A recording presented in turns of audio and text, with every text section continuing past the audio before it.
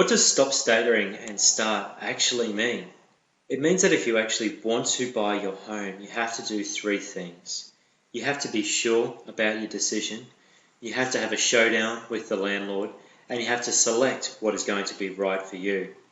Property is definitely in vogue, and it's been in vogue for a very long time. It's evolutionary. It fits our basic survival tactics for food and shelter and tools and territory.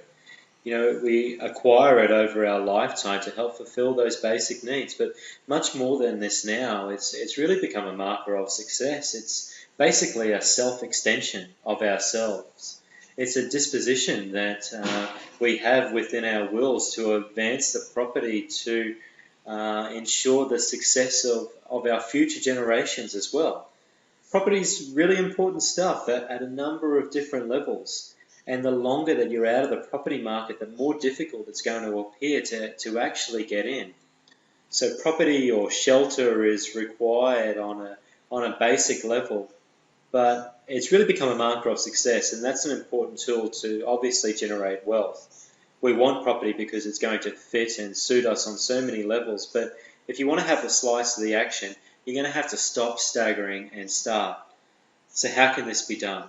Well, first of all, you have to have surety within your decision. Surety in your decision. Well, look, we've probably spoken a lot already about emotion, the why, the what, the challenges, etc. But, the biggest barrier between whether you buy your home or not, and whether you believe me or not, is actually you. And most importantly, you have to be sure in your decision. So what do I mean by that? Well, you're going to need to want this. You're going to need to want to own your own home. It's a huge investment, not only in money, but also time. So if you want it, you have to want it for yourself and no one else. Otherwise, you could well end up resenting it. Our feelings towards our homes can sometimes be irrational due to our emotional attachment to them. They become a haven that enables us to basically raise a family, to entertain, to relax, to provide a worthwhile and long-term investment. They could indicate to the world that we're doing well for ourselves and that, we're achieving some sort of success. So I guess you have to ask yourself, is your new home going to be a happy playground, or is it going to be a dead weight? I believe that's really just a matter of perception, because what truly matters is how you feel about your own decision. A big debt at any age can definitely be crippling, or it can be incredibly motivating depending on your mindset. If your innermost desire is to buy, and you're ready to embrace some creative tension in your life, then just accept the fact that you're welcoming fear into your life, and it's time to get comfortable with it. Fear should definitely be viewed as a friend to nurture and respect. It goes hand in hand with buying a home. The creative tension is the process of change. Lifestyle and habits will require a significant shift. Worry, stress, bills and repayments are now definitely going to become annoying friends that you wish would probably contact you less. Look, it's all part of the process. Consider these factors, be truthful, and make a decision, and a decision that's going to be right for you. The reason why you should buy is because it actually makes sense for you financially, and because you're ready, that you can commit to it, that you can afford it. You should buy because it's better for your housing dollar than the other options that are going to be available to you. Living in your home doesn't necessarily mean you'll get the best bang for your buck. Sometimes renting can actually be more affordable. However, it's not always about the money. It's about the needs that you have within your life at that point in time as well. You should buy because it's what you want. It's what you can handle, and it's not because of what others want. You need to be comfortable with your decision, particularly if you're buying with another individual, be it a partner or be it a friend or, be it a JV partner that you have a professional relationship with. If one party in this situation, though, wants out, it can be a pretty traumatic and a costly experience for both. So be sure that you're prepared to enter into that style of engagement and always seek professional legal advice. And lastly, you should buy because it fits your life purposes now. It's because you're ready and it's what you actually want. What you shouldn't do is buy because you've been told that's what you're supposed to do. You grow up, you move out of your mum and dad's house, you rent, you house share, you get married, you buy a house, you have kids, you buy a bigger house.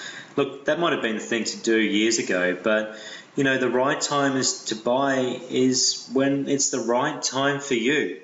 You shouldn't buy because Uncle Ted told you that it's a good investment for your future. Because unfortunately, most Uncle Teds don't actually know a whole lot about the property market. Their success in property has been time in an accumulating market.